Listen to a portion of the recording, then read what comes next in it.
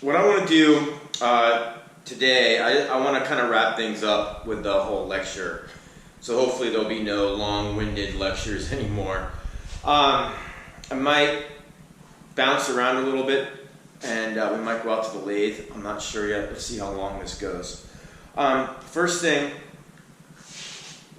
is I want to wrap up the rules for the vertical mill. Okay, we had a very long video last week, and I know it was a little boring, but at the same time it had to be that way because you guys need to see how the very basics of the way the vertical mill works. For those of you who are really into this, I hope you enjoyed it. All right, so let's wrap a couple things up. All right,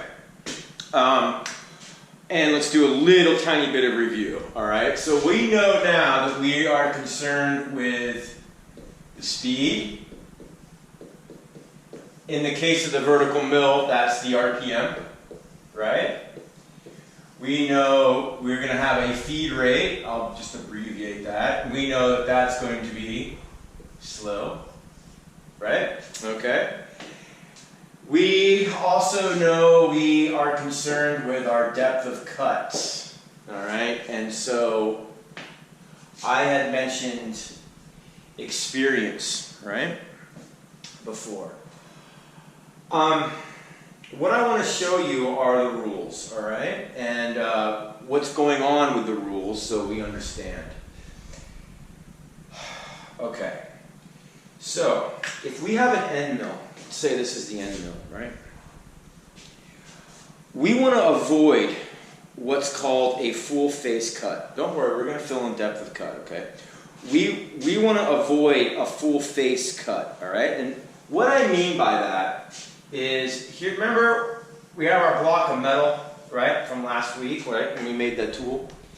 And I came in and let me draw that bigger. And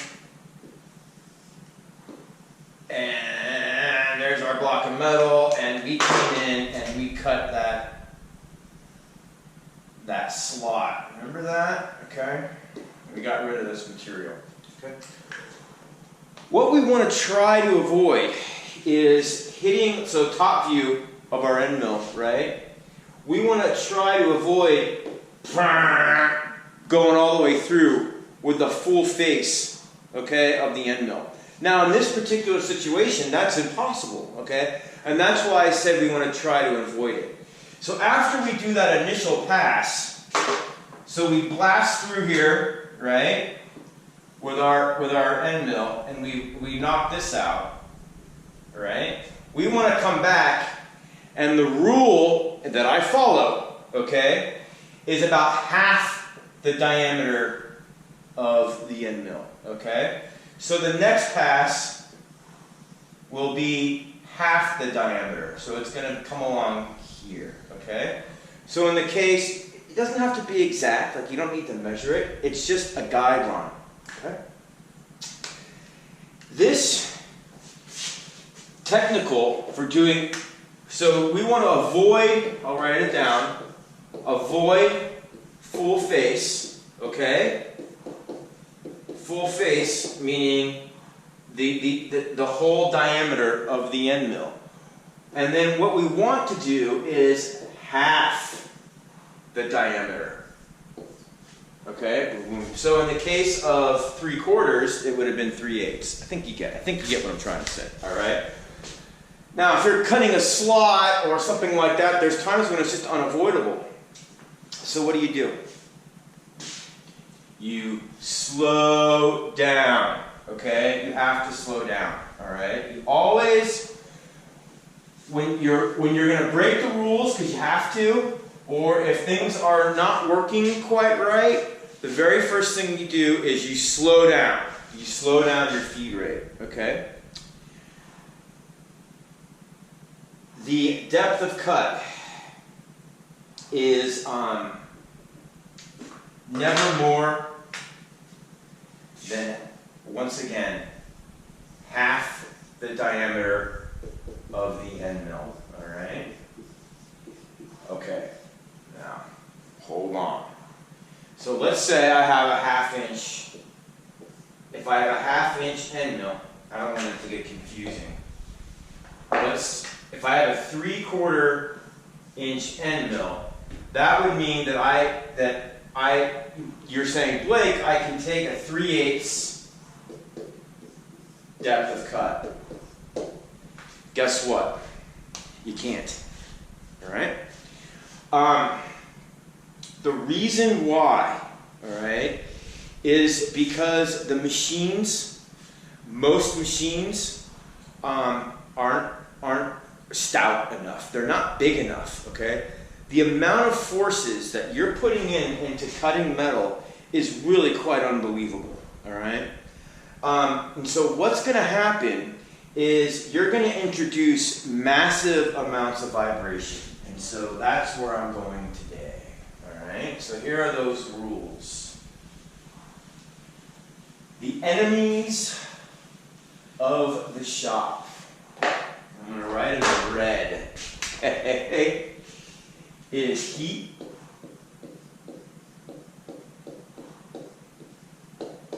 and vibration.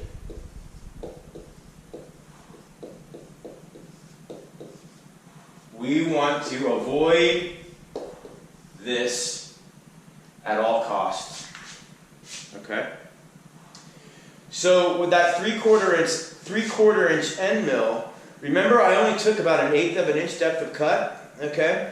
I probably could have done a little bit more. I probably could have hit up to 200 thousandths, but I didn't. Because I know from experience, which is why I said in the beginning, depth of cut is from experience, that even though the rules say half the diameter, which is 3/8, I know the machine isn't heavy duty enough to take those kinds of forces, okay?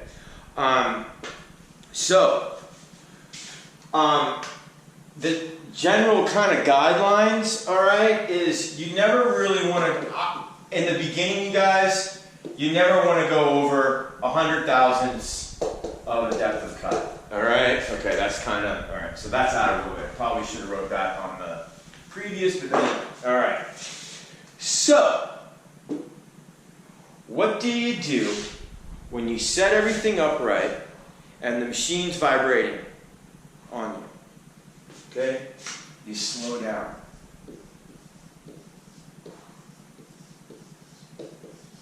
Okay? You slow down. You slow down your feed rate, number one, and then you slow down your spindle speed. Okay?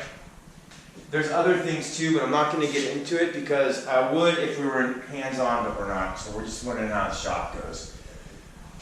The enemies of the shop. No matter what tool you are using or what machine you're using, you want to avoid heat and vibration as much as possible. Okay? Heat ruins your tools. Vibration ruins your project and the machines. All right? This is what we try to avoid. So we've got cutting fluids for here, or coolant, or something like that. And this is experience. I hate to say it, but it is. Okay. So, time for the magic formula. All right.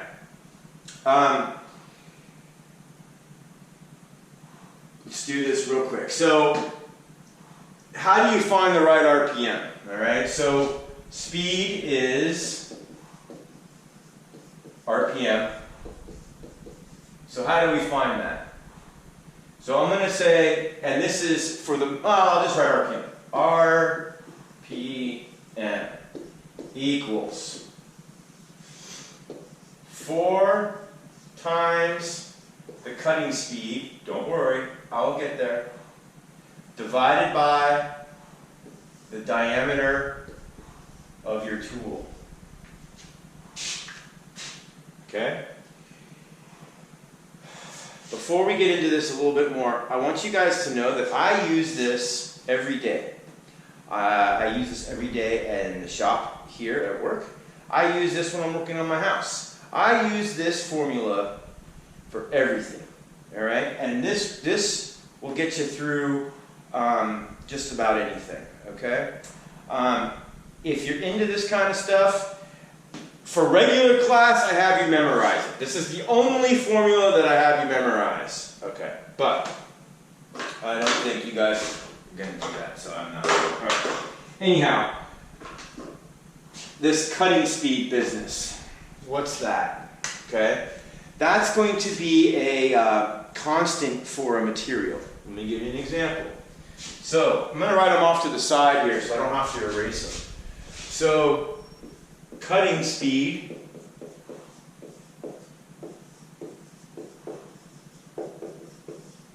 CS, right? Okay, is 200 for aluminum, 100 for steel, and you know, I'm just going to write 75. I could write 50 to 75 for stainless steel. Okay? The harder the material, you're seeing a trend, right? The harder the material, the slower the cutting speed. Okay? So let's run through an example.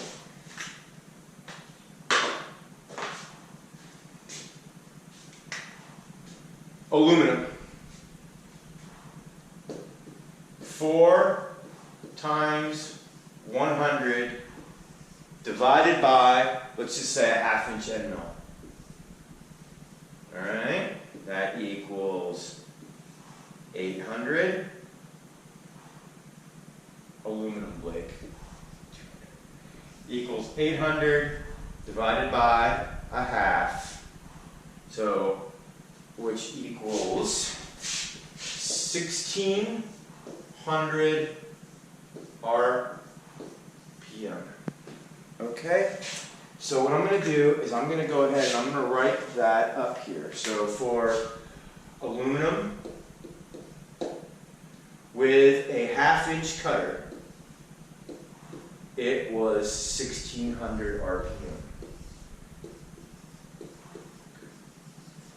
Let's change this to a 1 inch cutter. Alright? Okay. So you see what's happening in the denominator. 800 divided by 1. 800 RPM. Okay. So for aluminum with a 1 inch cutter, we're at 800 RPM. Remember what I told you? The smaller the diameter of the drill bit, the faster the spindle speed. Well, now I'm proving it. Okay? Now it's more than just taking my word for it. Let's change this just so we can do this, okay? Just so we can do this to a 1/4 inch end mill. So, or a 1/4 inch drill bit. What's that equal? 4 times 8. 3200 RPM. Okay? So we can see here, okay? The smaller, now it's 1/4 inch, which is smaller than a 1/2, goes up to 3200. The smaller the diameter of the tool, the faster the RPM. The larger the diameter, the slower the RPM. Okay? Now, let's change this to steel. Cutting speed, 100. Makes this 400. 1/2 inch end mill. Okay? That equals 800 RPM. Right? So if for steel, with a 1/2 inch end mill, we're at 800 RPM.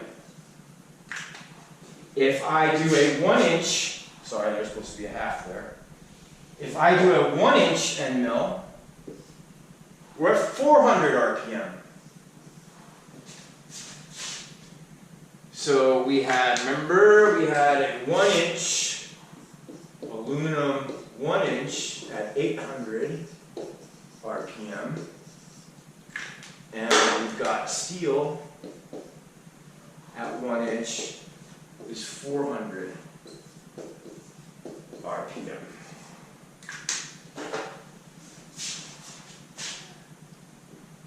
The harder the material, the slower the RPM. Okay? It's right here. So this is the magic formula. For those of you who are interested, you can lump wood into here too, with aluminum. And go ahead, it's totally fine to use 200 for wood. So if you're at home and you need, you're using like a drill, right? Okay? Magic formula. If you're interested in this stuff, I would memorize it from this day forward, okay? And we'll use it all the time. We use it in the lathe, kinda, not as much. The lathe much more forgiving. But this, without this formula and using the mill, is a recipe for disaster. To use the vertical mill, you must know and you must use this formula for everything that you do, okay? All right, yes, there are exceptions, but 90% of the time, this is what you're doing. All right? So that's it on the vertical mill. If anyone has any questions about this stuff, I know I would, send me an email. Okay, switching gears. We are going to talk about measuring. All right, and I have some stage props here. Okay, these are dial calipers. All right, and they work along this slide here. Okay, and so these, I don't expect you to remember this, but these are called anvils, all right? And so this is for measuring, which you've seen me do, like the diameter of something, or, you've already seen me do it, right? We can measure the outside width of something, okay? These, or the diameter of a circle, okay? Right, all right? So if we look here, these are 6 inches, so they'll measure up to 6 inches, because it's 6 inches long, okay? And down here, we can see, I think it's in focus, we're going to see 1 through 9, and then 1 again starts, and that would be the 10, right? You see that? So these right here, that's the 10th place. So let's find a number. Let's measure this pen. Ah, this is great, okay. So I'm going to measure this pen.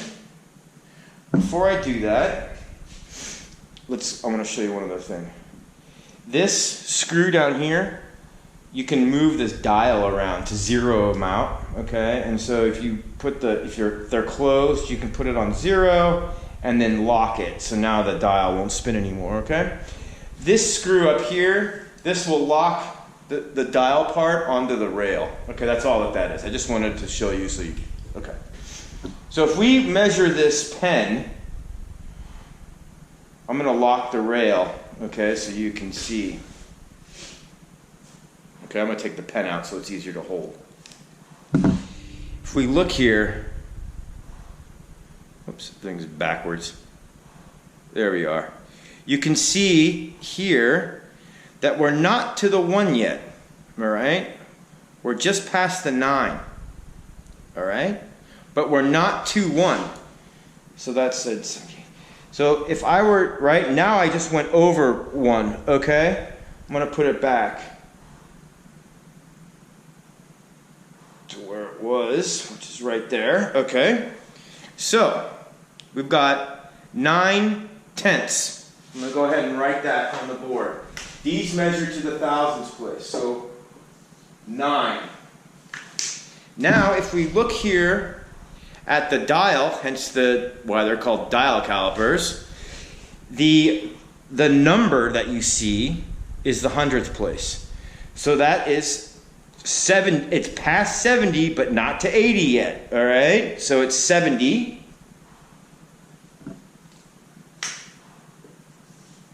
And then each little tick on the dial is a thousandths, all right? So we can see that says basically 78, so 8 thousandths, all right? So the diameter of the pen is roughly 978 thousandths, okay? These are like I said, these are called dial calipers. All right? That's what they're called. Okay? And they are awesome for getting relatively accurate, not perfect, but relatively accurate measurements when using the mill or just anything. They're just awesome. Okay? They're fast. They're reasonably accurate. Now, they're not the most accurate thing. Okay? We're going to get into what's most accurate in just a second. The other thing I wanted to... These guys up here, these anvils up here, these are for measuring the inside, not the diameter of a circle. Okay? Let me finish my... let me show you. They're not for doing that. It doesn't work. Okay? I'm going to show you how to measure the inside diameter of a circle in a moment. All right? These are great for measuring a slot, like the part we made last week, which is also why I chose to make that part. Well, I needed it, but it worked out well as a good example, okay? So how do you take an accurate measurement of something? You use this device here. This is called a micrometer, okay? And now, unfortunately, in the beginning, you just don't look down like on the dial calipers and just go, oh, 220 thousandths, okay? No. Mm-hmm. All right, so I'm going to show you how to read these, okay? But first, we have to know something. That this whole measurement device right here is only in 99% of the time is only in 1-inch increments. So this particular micrometer, it measures between 1 and 2 inches. This micrometer measures between 0 and 1 inch. See the hoop is smaller? This micrometer measures from 2 to 3 inches. And so on. And yeah, they're huge. They make them 5 feet long. All right, yeah, with this little tiny 1-inch mechanism on there. There are 3 parts to this mechanism that I kind of want you to know. In normal class, yeah, I'd like go over it and everything, but you guys aren't going to. Okay. This is called the thimble. Okay, this part that I turn here. This is the thimble. This part that the thimble turns around is called the barrel, all right? And then there's a line right down there, okay? And that is called a datum. These, just like on the dial, they're anvils. There's a lot more parts to them. This little lever right here locks it, so now I can't move it anymore, okay? This is the way to accurately measure something. Actually, I thought I grabbed it. No, okay. These will measure to the thousandth place accurately, and some of them will measure to the 10,000th place accurately, but I'm not even going to show you that right now. The way that they work is along that data, you're going to see, let me make sure it matches. Yeah. You're going to see this.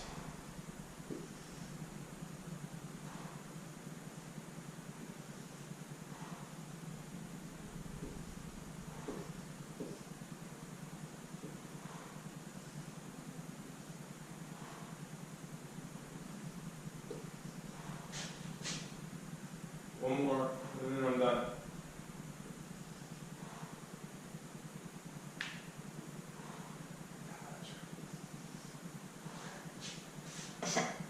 I'll get to the thimble part in a moment, okay? That's what you're gonna see. All right. This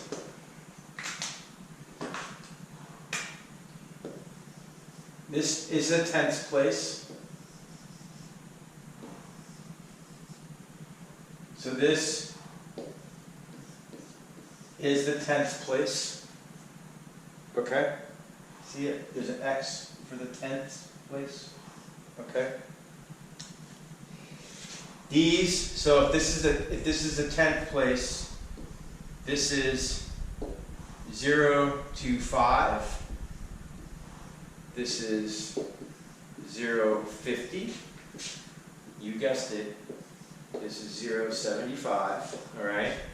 And then we go to 1, right? And then it just repeats. 25,000s, 50,000, 70, okay? All right. So, what I'm going to do is I'm going to draw a line here. And this is where the thimble is. Okay, along the barrel.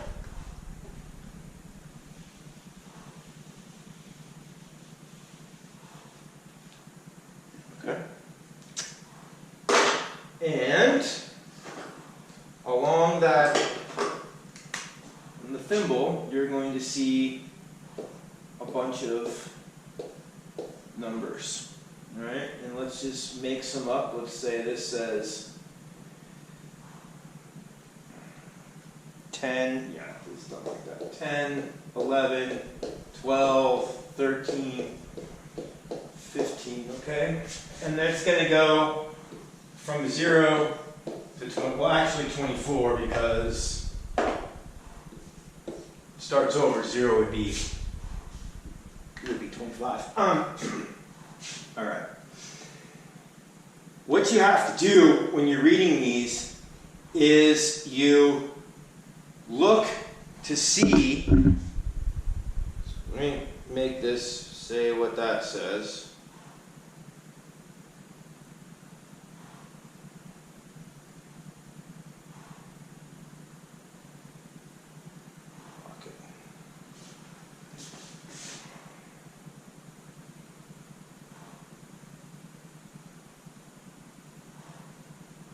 I think you can see that. All right. You look to see where this is lined up with the data, all right? And it's always what's before, never what's after. So, and then you add it up. Okay, so let me give you an example. 200. 200 thousandths. We're right, you can imagine, we're right there, right? So did we reach 25 yet? Did we reach one of these? No, it's right here, behind the thimble. Okay, so that's actually 0. Okay, don't worry, we're going to do another one. We're in between 11 and 12. These are the thousandths. In between 11 and 12. We're not to 12, we're past 11.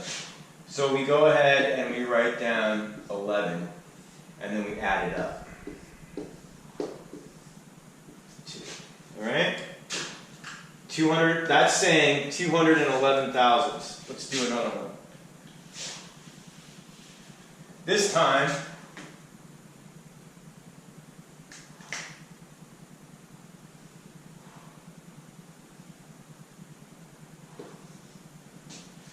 it's past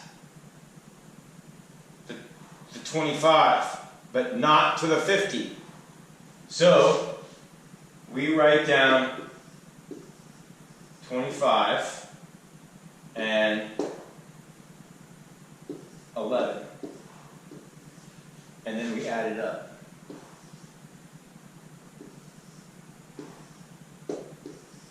That says 236 thousandths. Aha! That's why you can't just look at these, okay? You got to add them up. So you start, it's not to the 3, it's to the 2. 200 thousandths.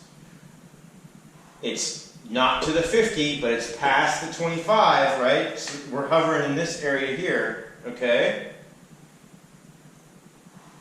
So we write it down. Then we look on the thimble to see where it is, okay? Now, for those of you who I've just completely confused, which I'm sure I have, there's plenty of videos on YouTube about how to read micrometers, but it's my job to go over it, and that wasn't my best one that I've ever done.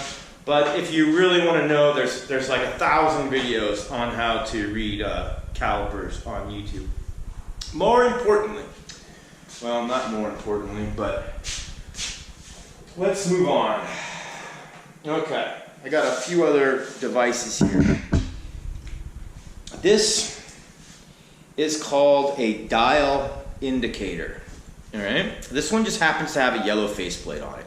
Most of them are white. Yeah, my caliper, my dial calipers I showed you, I have an orange faceplate. Look, I prefer the white ones, okay? But because these are mine and they're $150, that when I see somebody using them, I can spot it across the shop because I'm the only one with an orange dial, all right? And that's why I would prefer to have a white one, but I can say, hey, those are mine. Okay, this one just happens to have a yellow dial. I found it in the closet, okay? This is a dial indicator, and you read it the same way you read the dial calipers, except this has a little plunger on here, okay? So we can, you're gonna see a lot of this, indicate something in, all right? I'm just gonna leave it at that. This particular one plunges this way. I brought another one out here. This is another dial indicator, except the plunger is on the back. See that? Okay. This is a, each tick is a thousandths place, and this has a 1/4 inch scale, so it'll turn like a 1/4 inch. This one has an inch of throw, all right? So this will read all the way up to an inch. What's going on here? There we go. I need to fix these. All right. Here's another indicator. This is the one that I use every day. This is called a last word, okay? And so this little, the indicator part down here, barely moves, and then you can see the dial movement, okay? This is the one that I like to use, and anyway, we'll get into that because you'll see me use this all the time. All right? Okay. One more, and then we're done. How do you measure the inside diameter of a circle?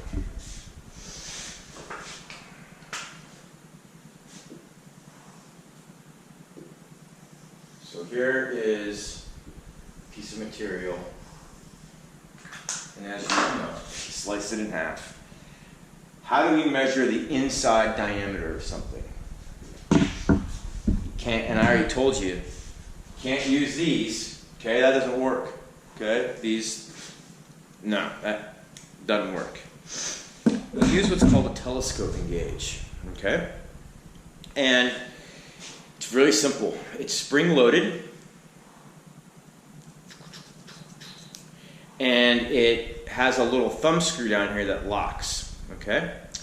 So when you put this inside the diameter, it's spring-loaded, and then you lock it. All right? Okay? Now the way that they work, actually, is the ends of it are round. Okay? If the ends of this were square, it wouldn't work. Okay? They have to be round. Okay? So what you do is, fits in. All right. So what you do is you put this in at an angle like this, okay? And if you think about it for a minute, the diameter now, because it's at an angle, is larger, right? This is longer than the actual diameter. Well, because these edges are round, all right, what you do is you put it in there, you snug up this thumb screw a little bit, okay?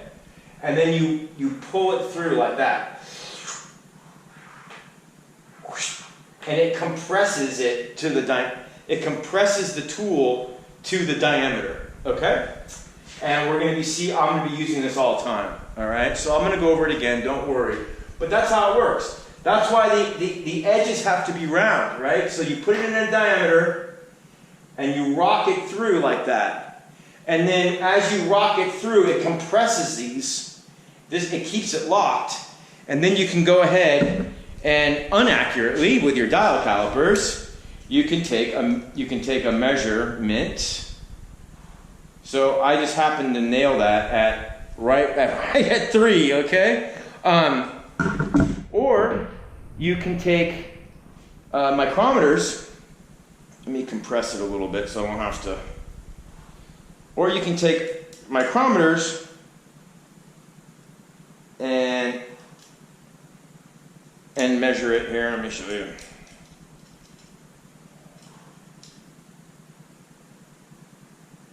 Okay? Okay? That's how you measure the inside diameter of something. All right.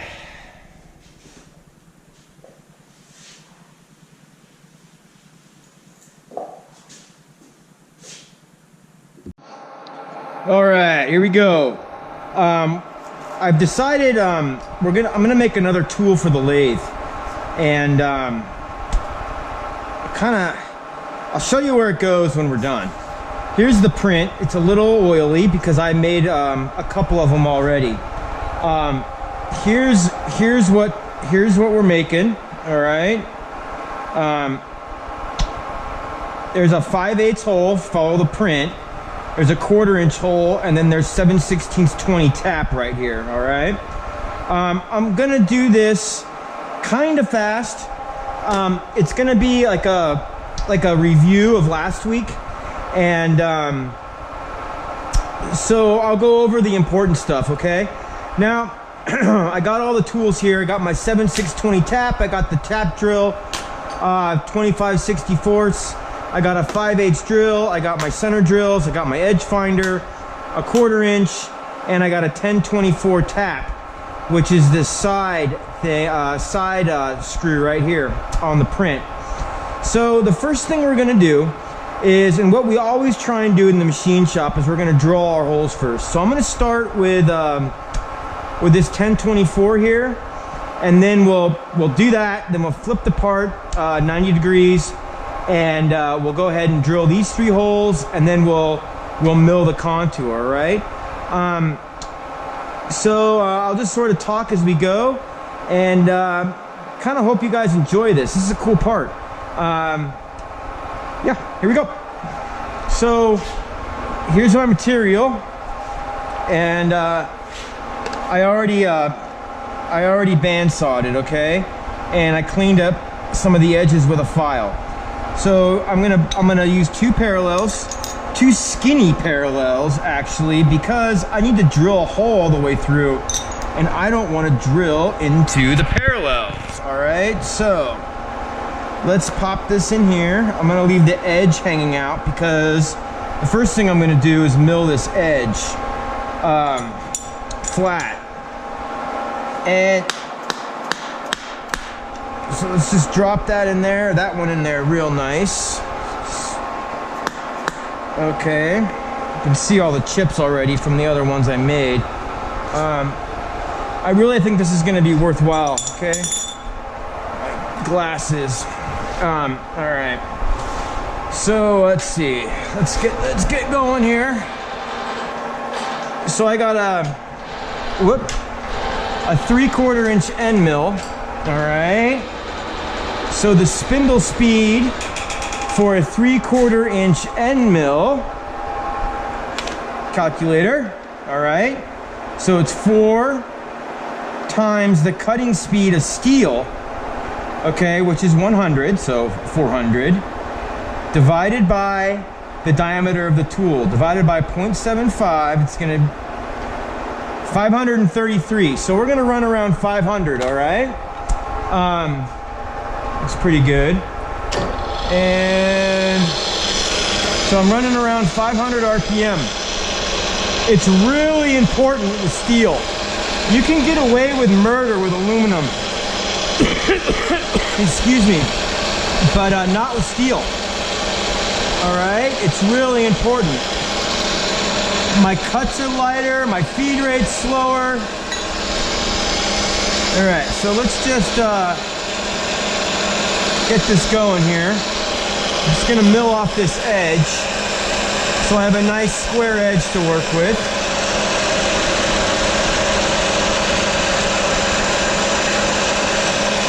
See how that's looking. I'm gonna hit that one more time.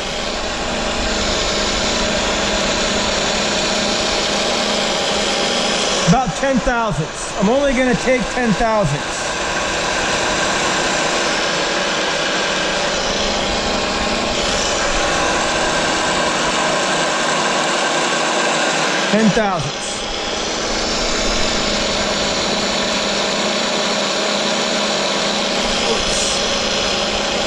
Sorry, I went the wrong way. It's what happens when you're talking. So,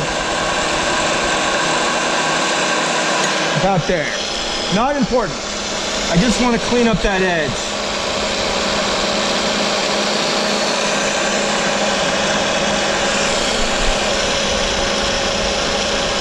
A little bit more, sorry.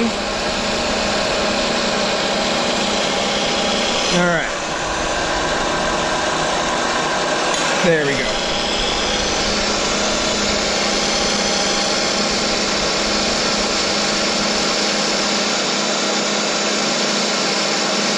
Clean up this edge.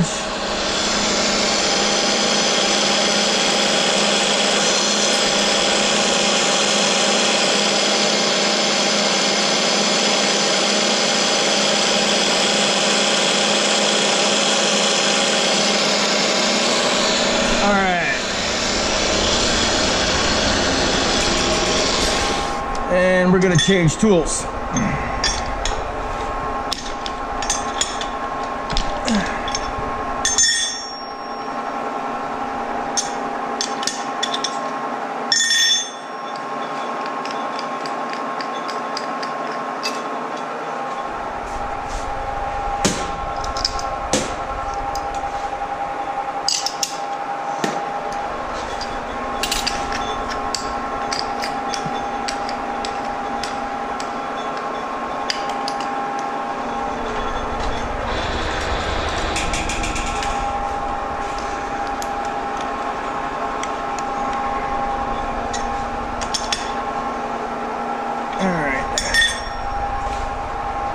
Edge finder. Okay, so I'm going to explain the edge finder again in case we missed that. All right, so this barrel down here on the edge finder is 200 thousandths in diameter, and that's real important to know because we're going to find the edge with that barrel, and to get to the center of this spindle we need to subtract half of that diameter, okay?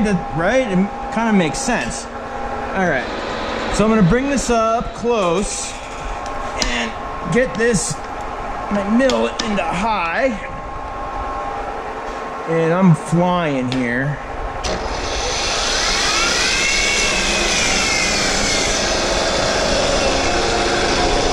So I'm gonna run that about 1,000. Okay. All right, so I'm kicking out that edge finder.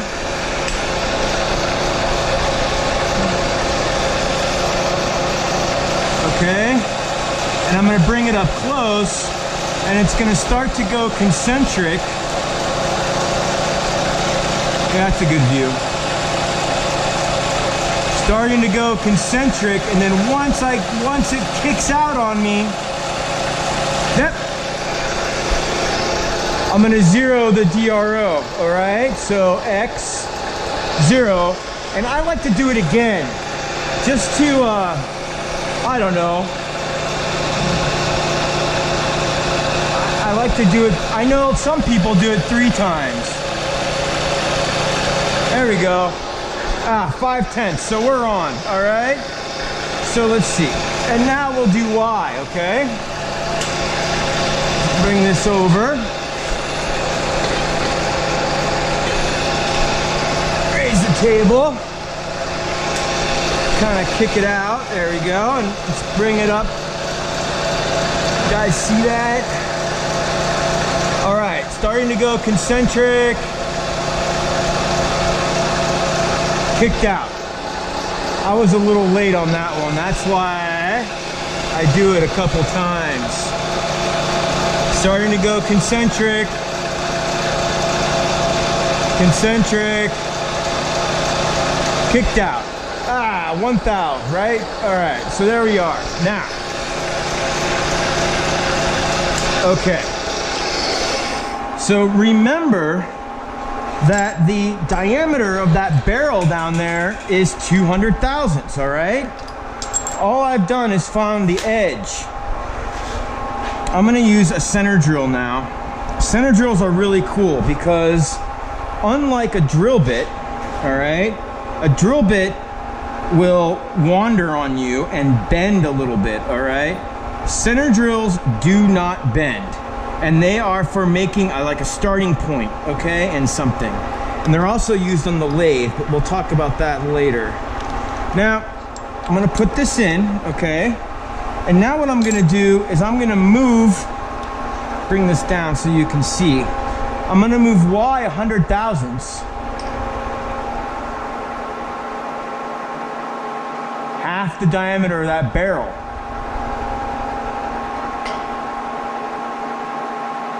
Okay, there, that's really close. This is just a little tool for the lathe, so we don't need to be totally spot on, like crazy accurate here. Precise, I should say. All right, so there's 100 thou both directions, all right? So now you can see if I get in really close, that the tip of that center drill is right on the corner. See that? All right, now I'll zero this out. All right, X, Y. Now I'm zeroed, I'm right at the corner, okay? Now, we're gonna do this 1024 tap right here.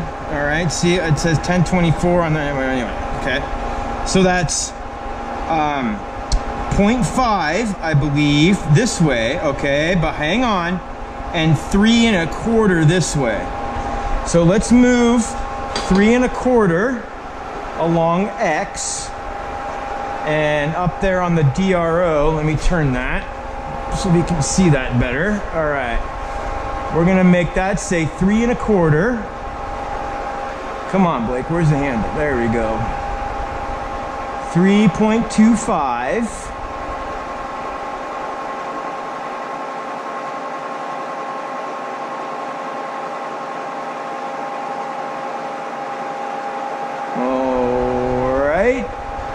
Okay, that's really that, you guys, that's close. I don't even need to be fiddling with it. It's close enough. And then it's dimensioned 0.5 off this other side that I did, but my material is 1 1/4. So 5 minus 1 1/4, what's that? 0.75, right? So if you don't trust yourself, 1.25 minus 0.5, that's 0.75. So I need to move 0.75 off of that edge. Yeah, 0.75. And here I go again, messing with these tents. All right, and if you don't trust yourself, you can always take the part that I already made, and we can see here, right? Boom, okay? All right. So let's go ahead and drill We're gonna center drill, drill, and then tap, all right? That's a little fast for steel.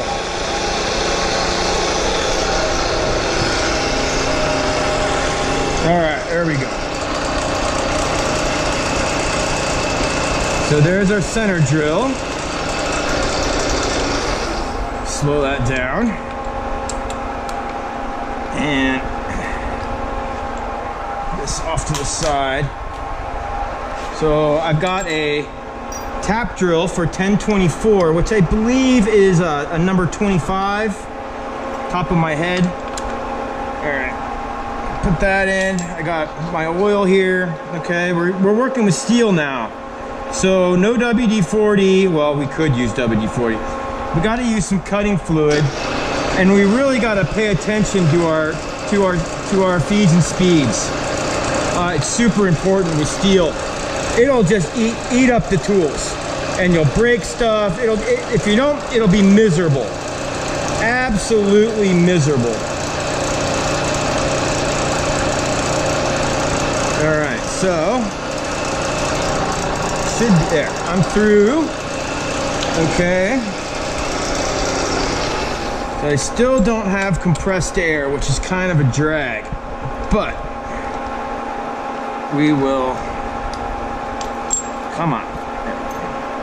We'll get through it. Okay. All right. There's a 1024 tap.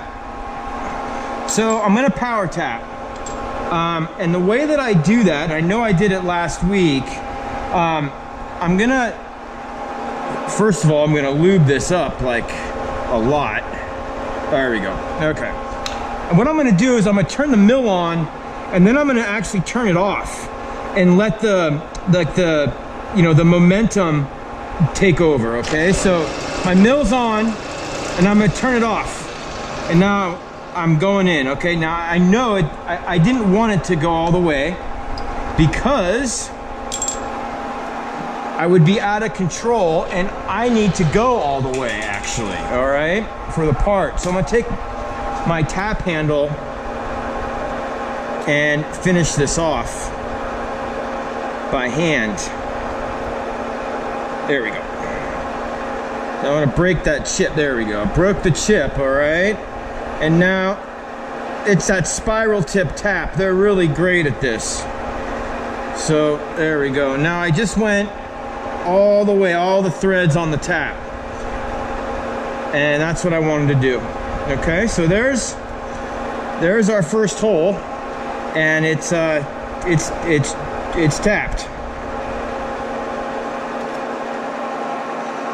Get this out by hand here.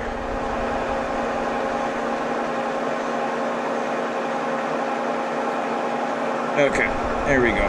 Chip. Those chips, man, with steel, it's a different ball game. All right.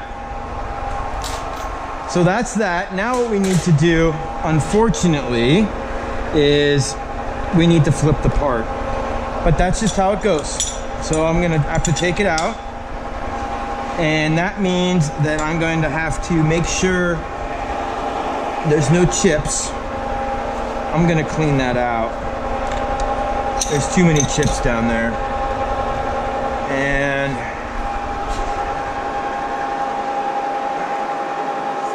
all right.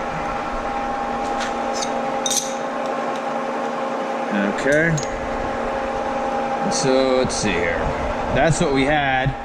And we want to look at, yeah, we want that. So I'm gonna put this in like this. Okay.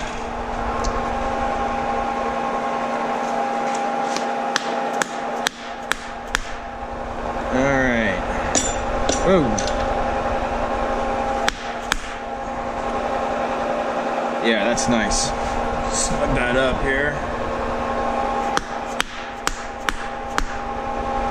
Yeah, that's good. Okay. And get the edge finder out.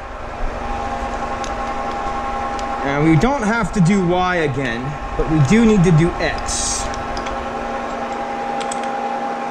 But I think I'll check Whoa, what was that?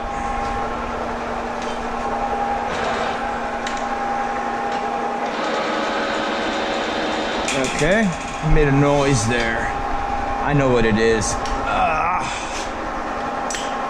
It needs oil, is what's going on. So let's just go a little faster and we'll do it again. So let's find X.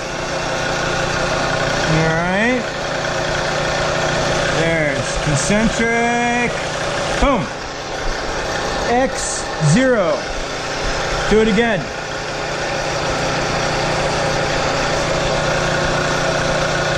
Going concentric,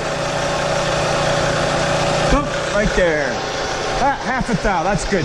All right, now, just for kicks, I'll do Y one more time. And let's see where we end up. Oh.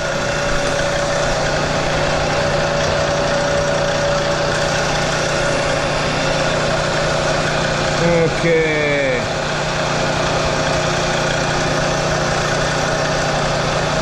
Boom. Look at that, 101 thou. All right, so we're good. We are good. So I need to put, what do I need to do?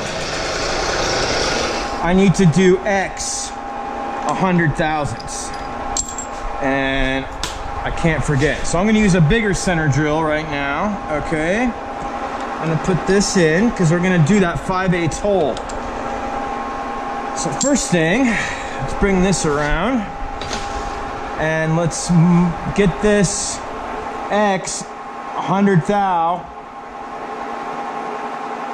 there. And we can see that the tip of the center drill is right on that edge. So I'll zero that out. And this hole is 600 thou on X and 625 thou on Y. So we'll just move this 0.625. All right. And then 600. Right. Oh, a little bit too much. There we go. Okay. Now I'm gonna go to low gear, okay? Because the tools are gonna start to get bigger and it's with steel. So I need to really slow down. All right, and let's see, where am I at? So that's pretty slow. So I'm gonna speed this up right about there. That looks pretty good. And a little bit of oil. And we're just gonna center drill this. Might be a little slow. That's okay. All right. And now, on big holes like this 5/8,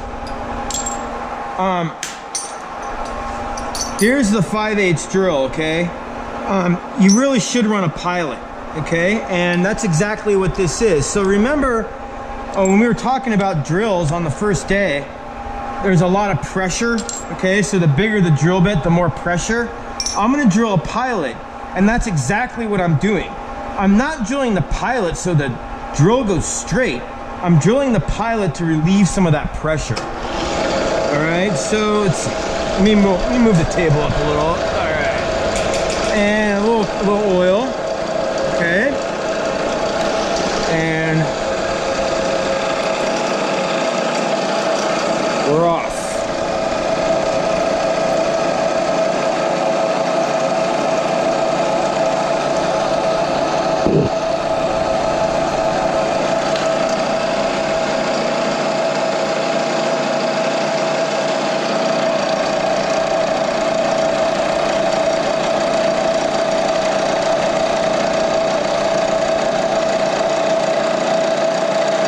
Sorry. All right, there's that. And we'll just put this in. So. Okay. clear some of those chips so you guys can see a little better. Put some cutting fluid on there. And okay, here we go.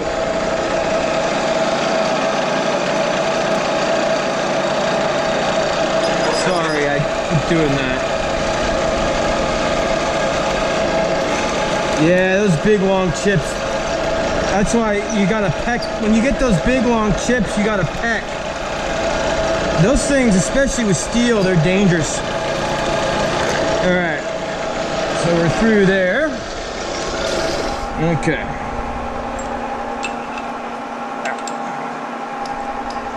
Next is the 1/4" drill for that small hole. All right. So we'll put the center drill, a smaller center drill in. Raise the table a little. And what does it say? 2.375. So we'll move X to 2.375.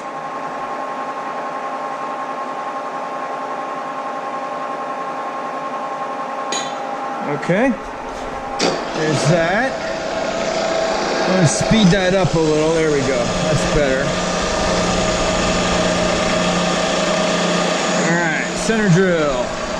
Lower the table. Get this out of here. And a 1/4" drill bit. I'm not crazy about this drill bit. It's got a really got a big helix on it.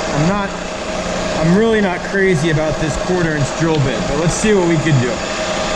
See, I don't like this drill bit. All right, this drill bit is not good. All right, let's see if I can get that out of there, and I'm gonna speed this up.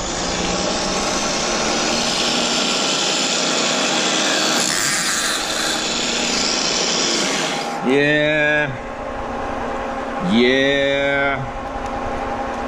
You bozoed it. Okay. I'm gonna put this center drill back in there because I got some chips. Yeah. See, problems. But that's good. Get rid of those nasty chips.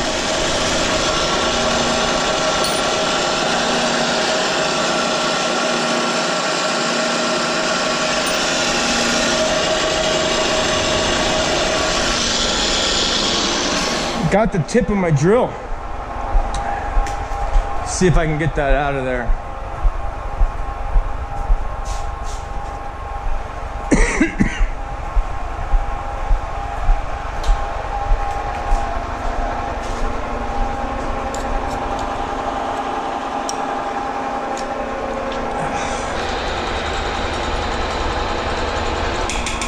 I do not like these. Throw that away.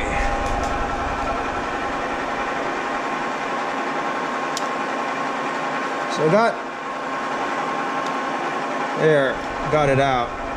I got a tip of my drill stuck in there. Need to get that open and ruin it. All right. Let's try that again, huh? Okay.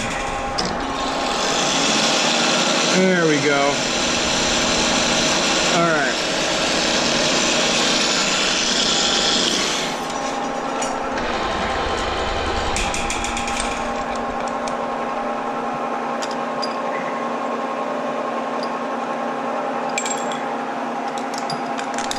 Just having problem after problem.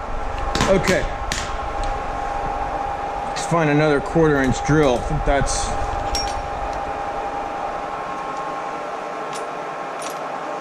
What do we got here? Nope. Too big.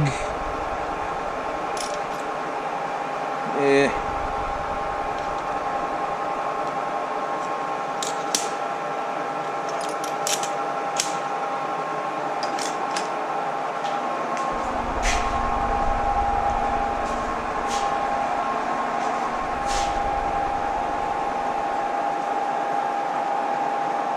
what's that? I'll just go ahead and I'll use that F. It's close enough.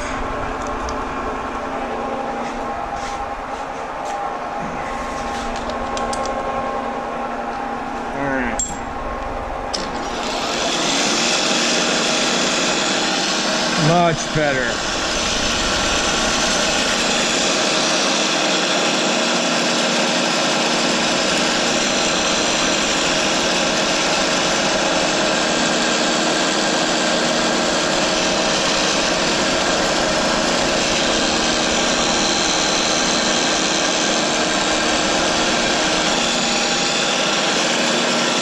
All right. Through.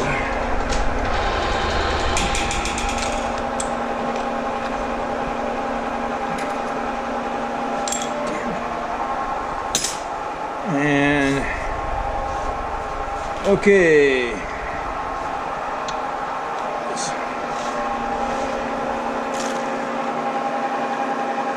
So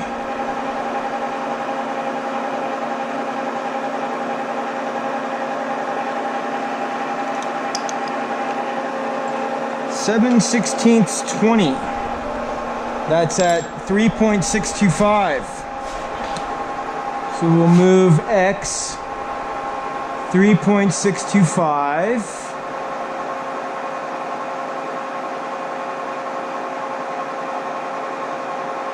All right.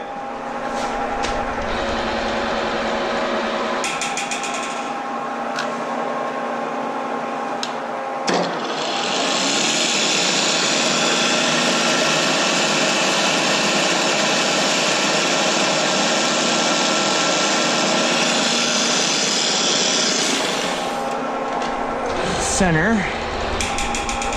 and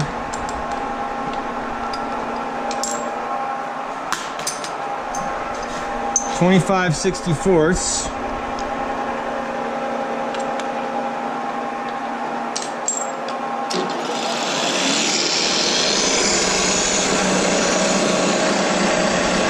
Yep, I just slowed down the machine.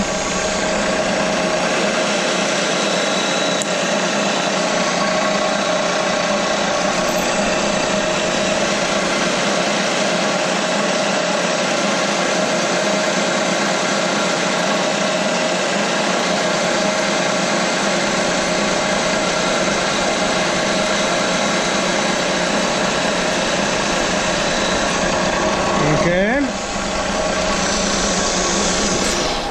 And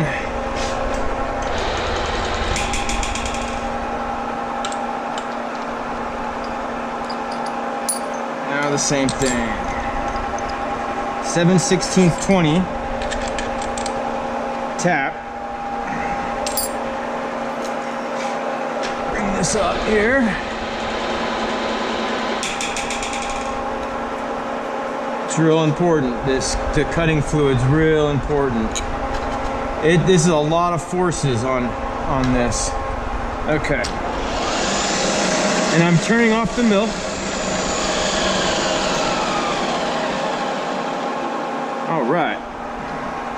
That was good. Free this up.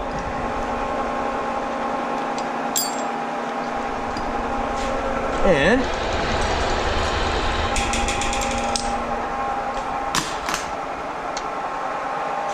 finish it off here.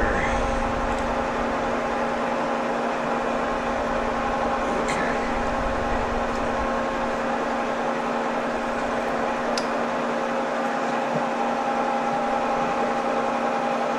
All right, all the way through.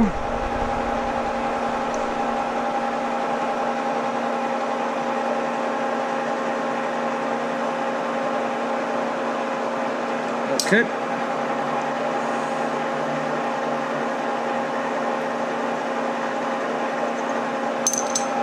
All right, looks good. And change tools. Okay. Yeah.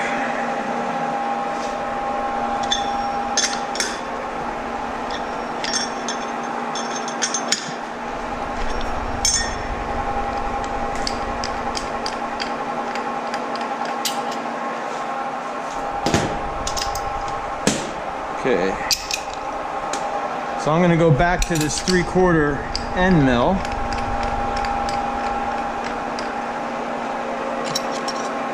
And put this in.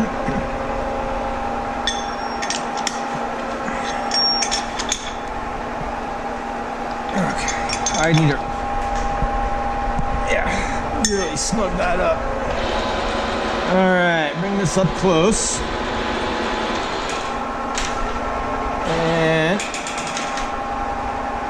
okay. All right, so now, what we're doing is this slot right here, okay? Well, it's not a slot. We're just gonna remove this material right here, okay? 0.5 deep, and we gotta go over 3 inches. Okay? Now, let me show you a trick. I need to find the top of this. So what I'm gonna do is I'm gonna use a piece of paper as a feeler gauge. Okay? And so I'll put the paper underneath this.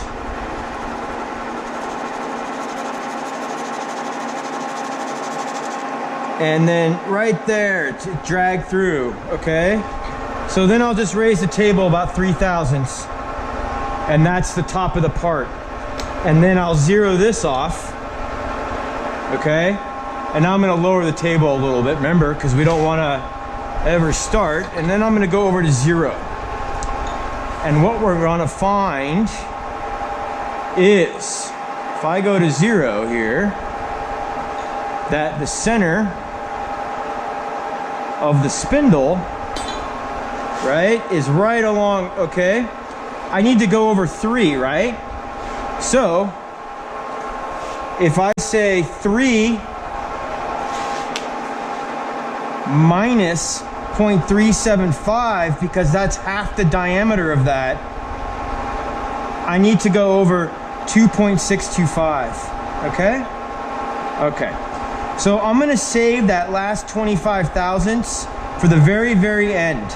And I'm going to just do 2.6 on X, all right? So I'm gonna come over on the digital readout over there, 2.6, and I'm gonna go down to a full depth of 0.5. But I'm gonna do that in 1/8 inch increments, okay? And even that is that's a little heavy, okay, guys? My feeds and my speeds are right there, okay? And I'm just showing you, all right?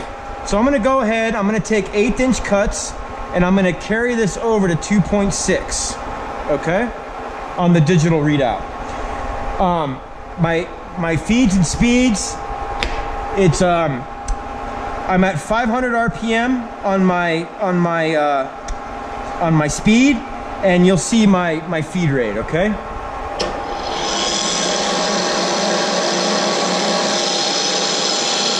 So there's about 500.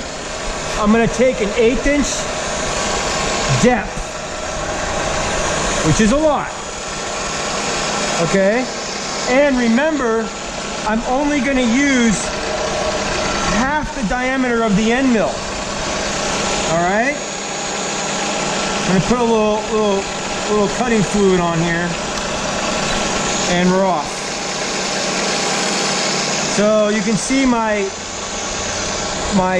feed rate's pretty slow.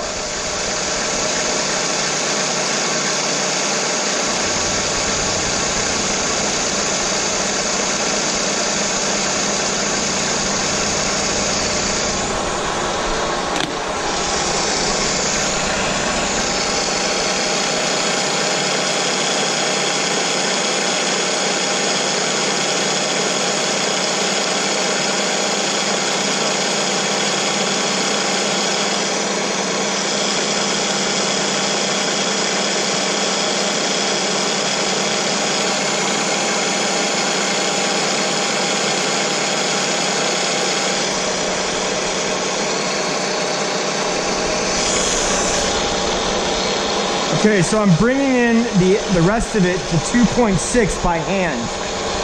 2.6.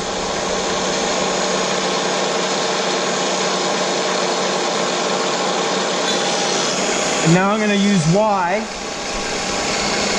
I'm going to go this way.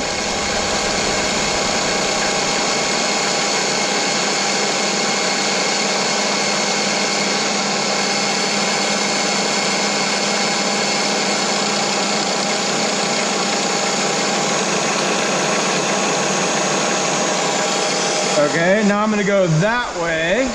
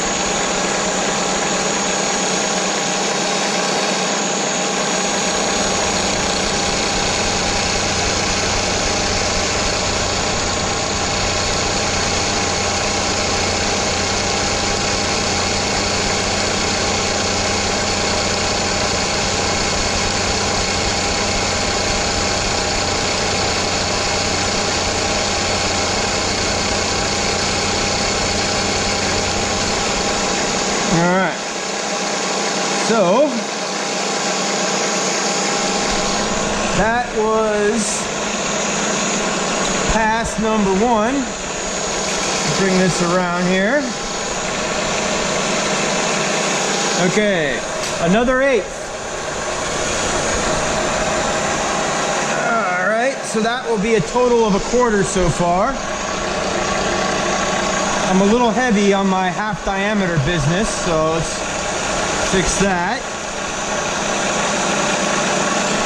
Okay, we're off.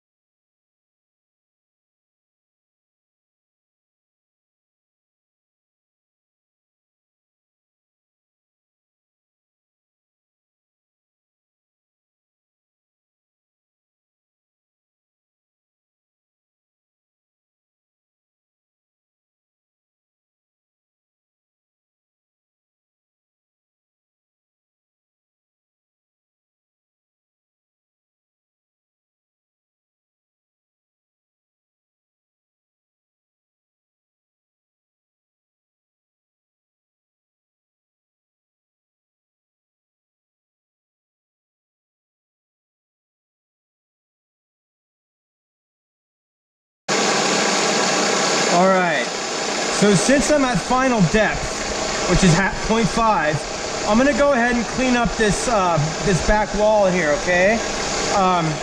So I'm gonna put the DRO at 0.625, which is our final dimension.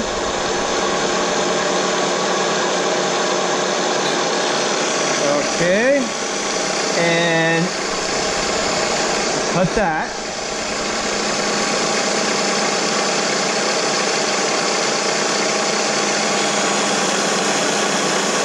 So we're just shaving off that perpendicular wall.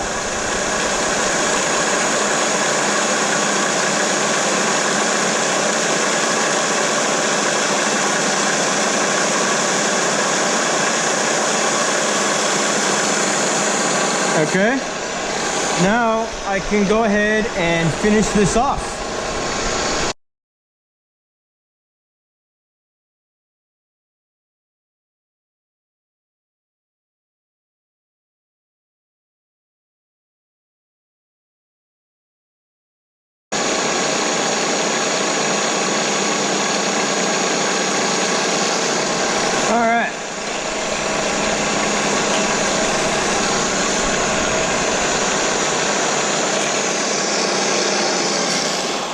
So before I take the part out, I just want to make sure that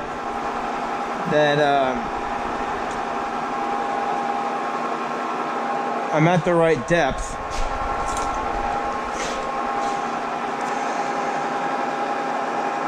And I am. Awesome. Okay, so we can take this out and take it out. And yep, we got a big mess in there, so we got to clean that out. See that? Just clean that out. Really good.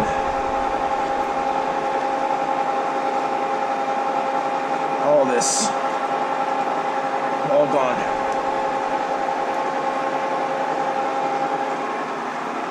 Okay.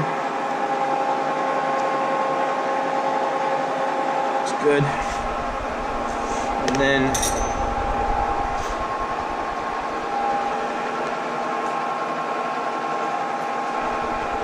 clean my parallels real good. No chips. No chips.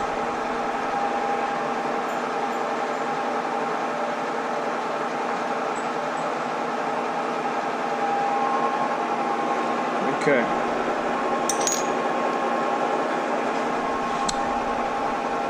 Now, let's clean the part a little. Get rid of all the loose chips.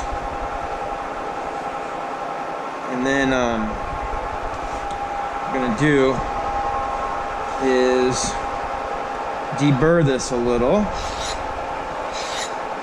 Very gently. Just want to get rid of the burrs. That's all.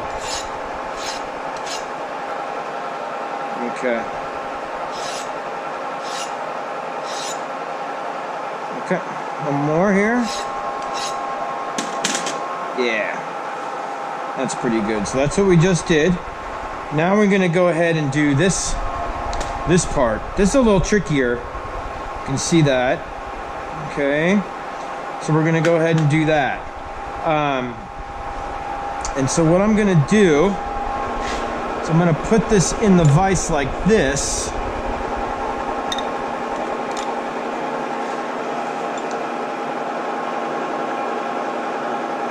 Yeah, right there. Okay. Tap that in. Let's check. That's great. Okay. Now, this is gonna get a little tricky. I might lose you guys on this one, but it's okay. We want this, it's like that. We want this is 680 thousandths wide, okay? This is 1 1/4 total thickness, all right? I know that I'm on Y.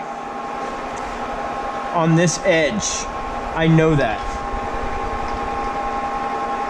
So I'll put that on 0.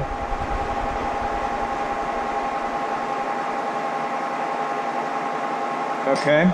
And I'm going to bring the tool over so close so you can see what I'm exactly talking about. All right. See? I'm right there, all right? Okay. I'm gonna move back 0.375 because that's half the diameter of the tool.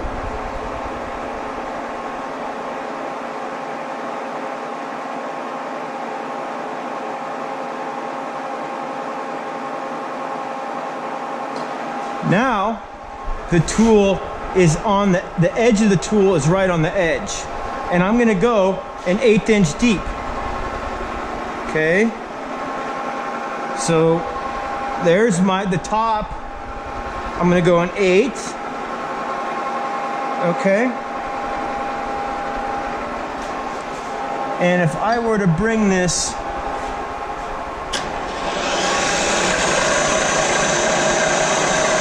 see that? I'm right there. I'm just kissing it.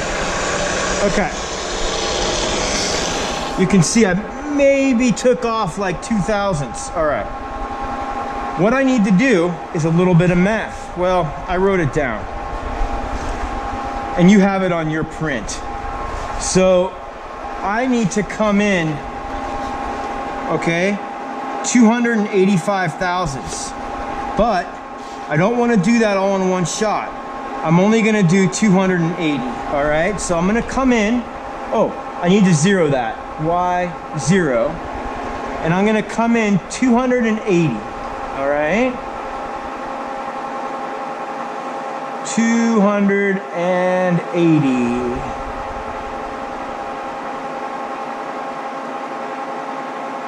Okay? I still have 5 thousandths to go. I'll do that later.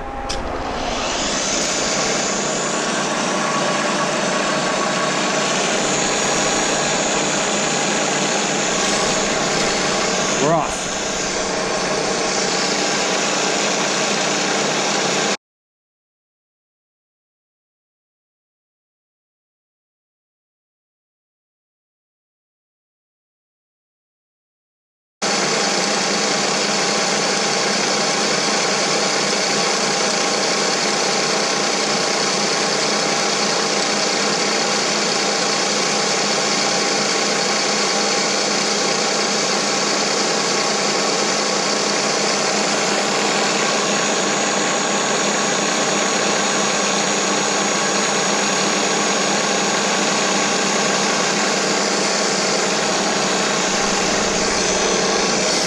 All right, so if I haven't lost you already, this is where I'm gonna lose you. And if you're not totally bored, remember I zeroed the digital readout when the tool edge,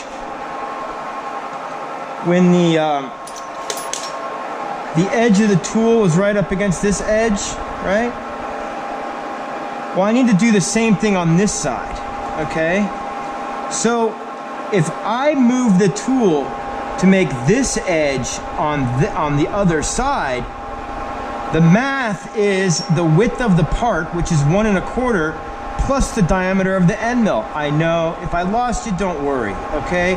It's the width of the part plus because remember, we were on this edge, on this side before. We're now going over there. So it's 1 1/4 plus the diameter. So that's 2 inches, okay? So 2 inches, if I move the digital readout to 2 inches, the end mill edge is now on the other side, all right? And I need to do the same thing. So what I'm gonna do is I'm gonna say 2 inches minus 0.28, 172.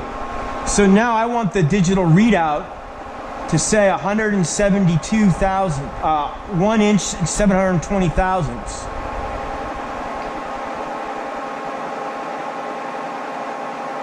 Sorry if I'm making it ultra confusing, all right?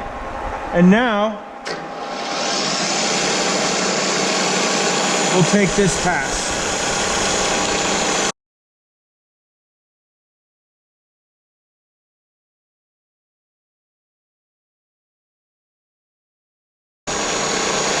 Okay, now I'm going to clean this area up.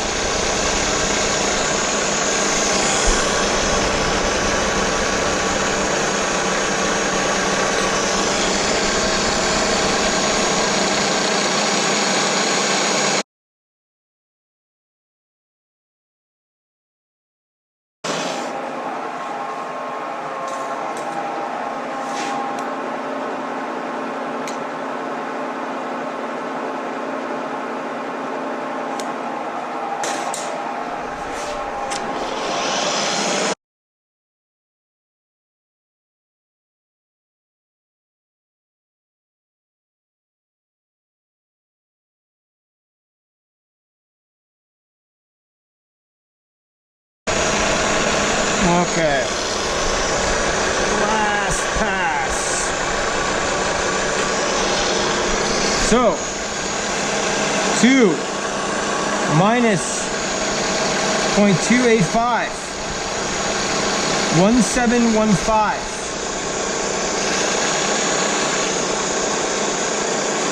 1715.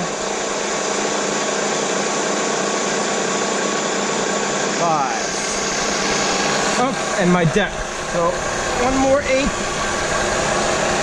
will equal a quarter. Okay.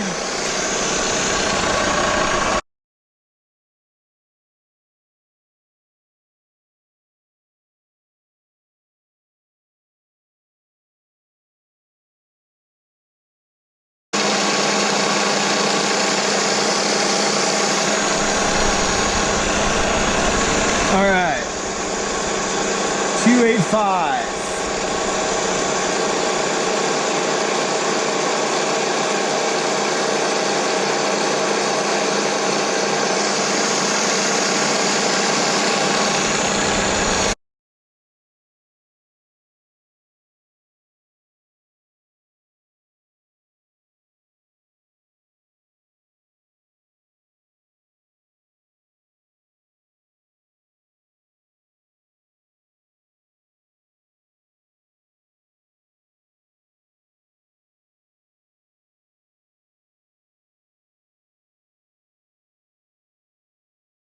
Okay.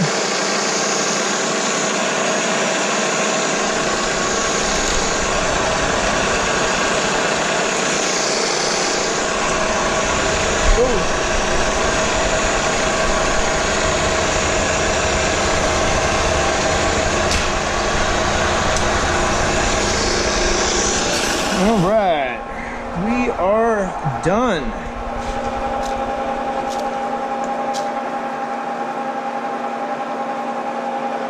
Go ahead and get this out.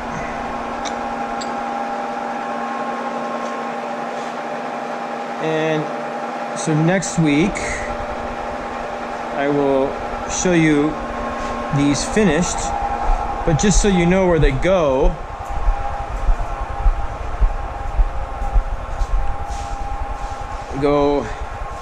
they go in here. Okay, that's a nice fit. Make sure you guys can see that. They go in here. Okay, and there's 4 of them, and I'll show you this whole arrangement. We're gonna need them for the turntable.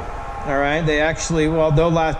I made them out of steel so I can use them forever, but they're for the turntable. And I'll reference him again.